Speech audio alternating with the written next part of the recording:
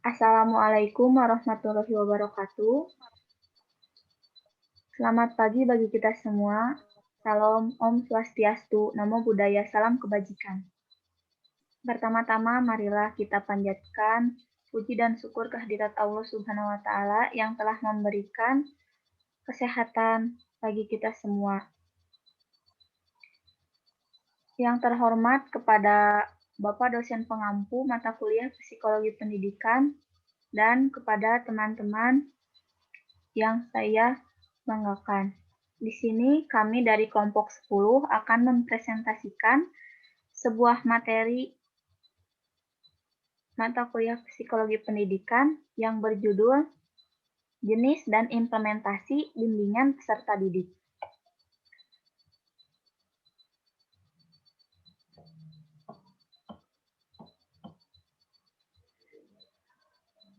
Dengan anggota, yang pertama saya, dia Siti Nur Ajijah dengan NIM 2009217 dan satu rekan saya yaitu Ade Siti Julaiha dengan NIM 2008811.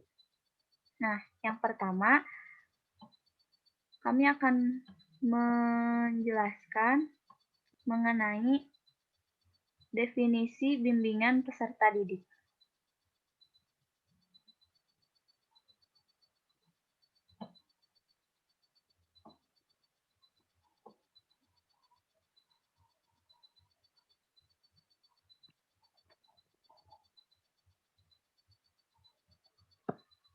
Definisi bimbingan peserta didik, menurut beberapa ahli, diantaranya, bimbingan diartikan sebagai proses bantuan kepada individu untuk perkembangan optimum individu dalam memilih dan mengambil keputusan atas tanggung jawabnya sendiri. Dan perkembangan optimum adalah perkembangan yang sesuai dengan potensi dan sistem yang dianut. Lalu ada juga menurut Donald J. Monterson, yaitu pemberian bantuan kepada setiap orang yang dilakukan oleh ahli dalam bidang bimbingan dan diharapkan dengan bimbingan tersebut, orang yang diberikan bimbingan dapat berkembang sesuai dengan kemampuannya. Lalu ada lagi menurut Bimo Walgito, yaitu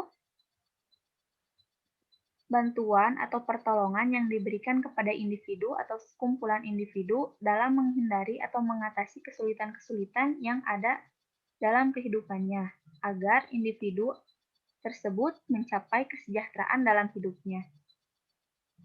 Nah, berdasarkan pengertian-pengertian tersebut, maka bimbingan diartikan sebagai salah satu bentuk proses pemberian bantuan kepada individu atau sekumpulan individu dalam memecahkan masalahnya, sehingga mampu untuk mengoptimalkan potensi dan keterampilan dalam mengatasi setiap permasalahan serta mencapai penyesuaian diri dalam kehidupannya. Nah, lalu kita akan menjelaskan mengenai peserta didik. Peserta didik adalah anggota masyarakat yang berusaha mengembangkan potensi diri melalui proses pembelajaran yang tersedia pada jalur, jenjang, dan jenis pendidikan tertentu.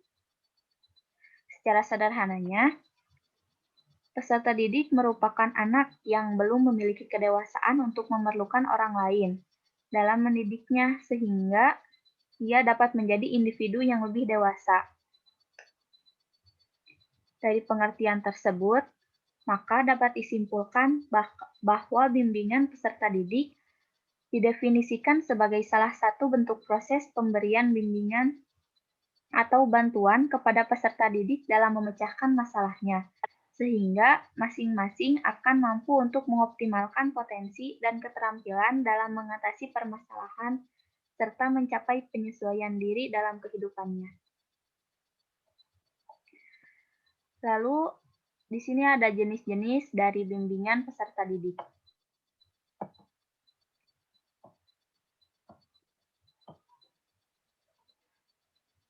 Nah, yang pertama ini ada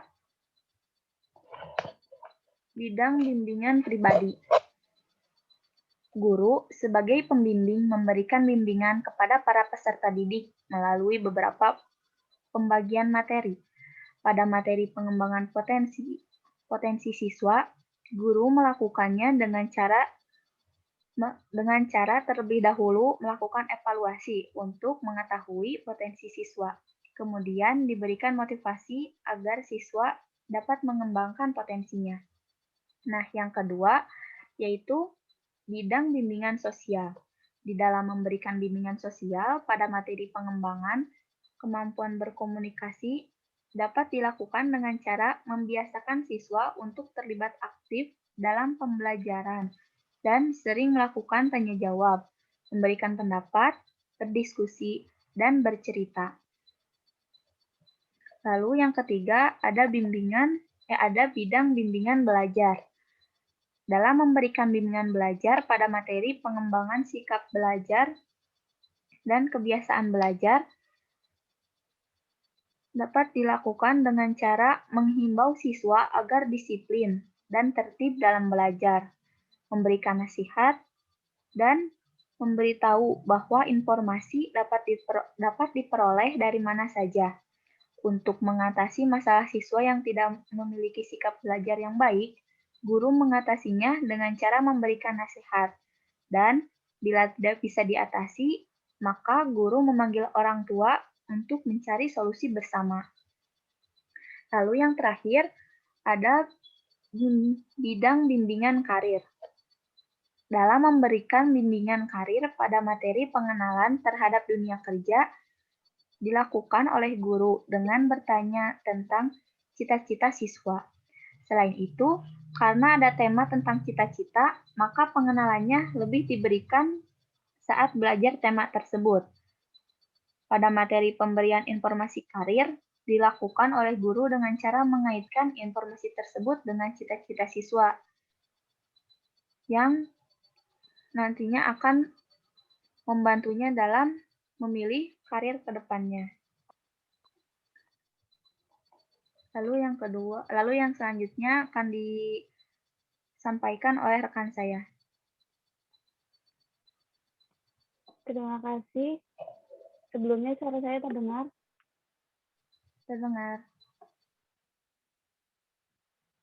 Oke. Kita masuk ke jenis-jenis layanan bimbingan peserta didik. Dalam melaksanakan bimbingan terhadap peserta didik, guru juga menggunakan layanan-layanan bimbingan. Nah, yang akan dijelaskan sekarang yaitu menurut Prayinto tahun 2001 tentang jenis-jenis layanan bimbingan untuk peserta didik. Ada 9 ya. Yang pertama yaitu layanan orientasi. Layanan orientasi adalah layanan konseling yang memungkinkan peserta didik memahami lingkungan yang baru dimasukinya untuk mempermudah dan memperlancar berperannya peran peserta didik dalam lingkungan tersebut, yaitu seperti di sekolah. Yang kedua ada layanan informasi. Layanan informasi yaitu layanan konseling yang memungkinkan peserta didik menerima dan memahami berbagai informasi yang ingin atau dipergunakan sebagai bahan pertimbangan dan pengambilan keputusan untuk kepentingan peserta didik tersebut. Yang ketiga ada layanan penempatan dan penyaluran. Layanan ini yaitu layanan konseling yang memungkinkan peserta didik memperoleh penempatan dan penyaluran yang sesuai dengan bakat dan kemampuan masing-masing peserta didik tersebut. Yang keempat, ada layanan penguasaan konten. Layanan penguasaan konten ini yaitu layanan konseling yang memungkinkan peserta didik mengembangkan diri berkenaan dengan sikap dan kebiasaan belajar yang baik tentunya. Materi pembelajaran yang cocok dengan kecepatan dan kesulitan belajarnya, serta berbagai aspek tujuan dan kegiatan belajar lainnya. Yang kelima ada layanan konseling individual. Layanan ini adalah proses belajar melalui hubungan khusus secara pribadi dalam wawancara antara seorang konselor seperti kita dan seorang klien. Klien mengalami kesukaran pribadi yang tidak dapat dipecahkan sendiri. Kemudian ia meminta bantuan kepada kita sebagai konselor yang profesional dalam jabatannya dengan pengetahuan dan keterampilan psikologi. Yang keenam ada layanan bimbingan kelompok. Layanan ini dimaksud untuk mencegah berkembangnya masalah atau kesulitan pada diri peserta didik. Isi kegiatan bimbingan berkelompok ini terdiri atas penyampaian informasi yang berkenaan dengan masalah pendidikan, pekerjaan, pribadi, dan masalah sosial yang tidak disajikan dalam bentuk pelajaran. Yang ketujuh ada layanan konseling kelompok. Layanan konseling ini strateginya yaitu melaksanakan program bimbingan.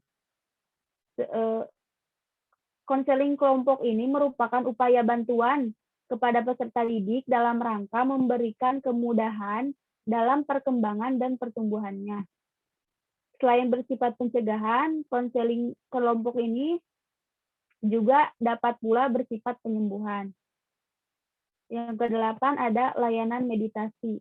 Layanan ini yakni layanan konseling yang memungkinkan permasalahan atau perselisihan yang dialami peserta didik dengan pihak lain dapat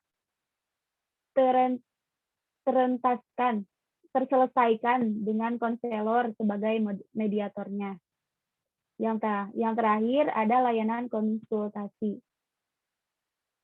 Dalam program BK, layanan konsultasi adalah sebagai suatu proses penyediaan bantuan teknis untuk konselor, orang tua, administrator, dan konselor lainnya dalam mengidentifikasi dan memperbaiki masalah yang membatasi efektivitas peserta didik.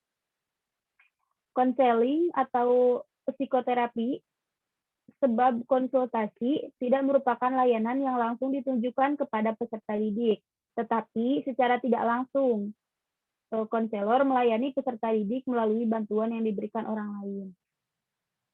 Next slide, Teh.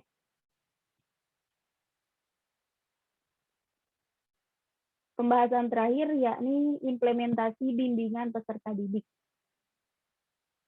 Implementasi sendiri adalah bermuara atau aktivasi, aksi, tindakan, atau adanya mekanisme suatu sistem.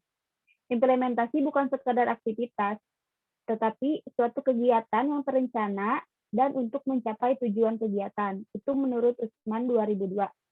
Sedangkan menurut Majmanian dan Sabatir, implementasi merupakan pelaksanaan dari kebijakan dasar hukum, juga berbentuk dalam bentuk perintah atau keputusan atau putusan pengadilan. Proses pelaksanaan berlangsung setelah sejumlah tahapan seperti tahapan pengesahan undang-undang dan kemudian output dalam bentuk pelaksanaan keputusan kebijakan dan seterusnya sampai kebijakan korektif yang bersangkutan. Nah, implementasi bimbingan terhadap peserta didik merupakan aktivitas atau kegiatan terencana yang dilakukan oleh para pihak yang disebut sebagai pembimbing kepada para peserta didik untuk mencapai tujuan dari kegiatan yang dilaksanakan di sekolah. Tujuannya yaitu tujuan yang ingin dicapai oleh para pembimbing terhadap peserta didik, diantaranya yaitu untuk mengoptimalkan potensi dan keterampilan dalam mengatasi setiap permasalahan, serta mencapai penyesuaian diri dalam kehidupan para peserta didik.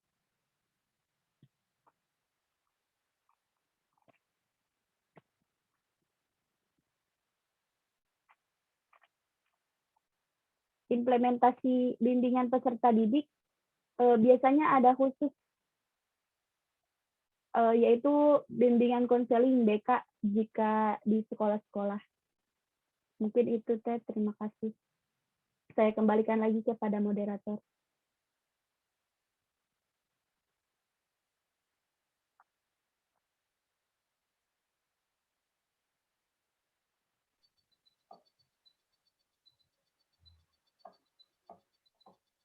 Baik, terima kasih kepada Teh Ades yang telah memaparkan materinya. Sekian yang dapat kelompok kami sampaikan. Mohon maaf jika ada kekurangan. Wabillahi taufiq wal hidayah. Assalamualaikum warahmatullahi wabarakatuh.